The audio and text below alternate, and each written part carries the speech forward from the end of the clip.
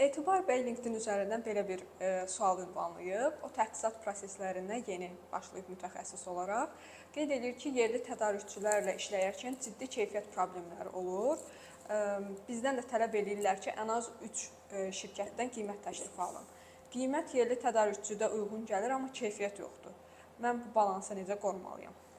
Aha. Biz şirkətlərin birində bax elə eynən bu кейsə uyğun bir sual verdik rəhbərə. Mən eyni məhsulu idi təxminən aşağı-yuxarı.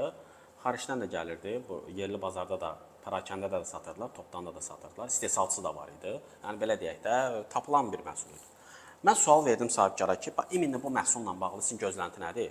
Adam dedi ki, bizdə məhsulun keyfiyyəti, yəni orta olması bizə qənaət edir. Bir dənə ən önəmli məsələ odur ki, stokda olsun. Biz deyən kimi onu versinlər. Aha. Deməli, yoldaşlar, biz nə edirik? Həmin o satmanlı mütəxəssisinə mənim tövsiyəm.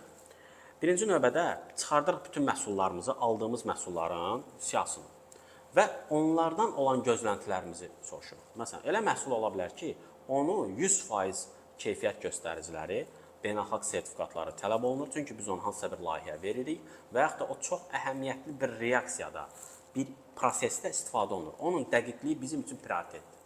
Hər xam malın dəqiqliyinin prioritet olması deyə bir anlayış yoxdur. Orada tolerantlıq qoyula bilir. Amma elə məhsul var, dəqiq olmalı. 100 dənə çıxartdıq, məhsulumuz var, qabağına bir-bir qoyuruq. Nələr gözlənilir bu məhsuldan? O gözləntilərə uyğun biz tədarükçünü dəyərləndirməliyik. Yoldaşlar, bunu çox vaxt səhv eləyirlər. O 3 dənə yerindədir, 3 olsun, 5 olsun, bəli, alternativ olmalıdır. Amma alternativ hansı indikator əsasında olmalıdır? Onun ədalətliliyi qorunmalıdır. Məsələn, deyirik ki, stokda olmalıdır, orta göstərici. Verdilər, biri sertifikat verdi, biri vermədi, biri nümunə göndərdi. Yəni, stoklarında da var. Stokunda olan adamları biz gətirib 3 dənə cədvələ düzməliyik. Yəni, o birisinin qiymətinə, keyfiyyətinə görə yox. Çünki bizdə prioritet nədir? Stokda olsun. Stokda olan 3 nəfər var, o birləri deyə 40 günə gətirəcəm. 3 dənəni çıxartdım. Rəhbərə deyirəm ki, müəllim, 5 manat, 5.50, 4.50. Bunlardan hansını seçək? İndi müdür, rəhbər nümunə istəyib, oradan ortada olanı hansıdır, onu seçə bilər. Və yaxud da deyə bilər ki, özü çatdıran hansıdır, ikinci indikator. Soruş, özü çatdıran varsa, elə sifarişimizi ona verək, biz çatdırmayaq. Belə və s.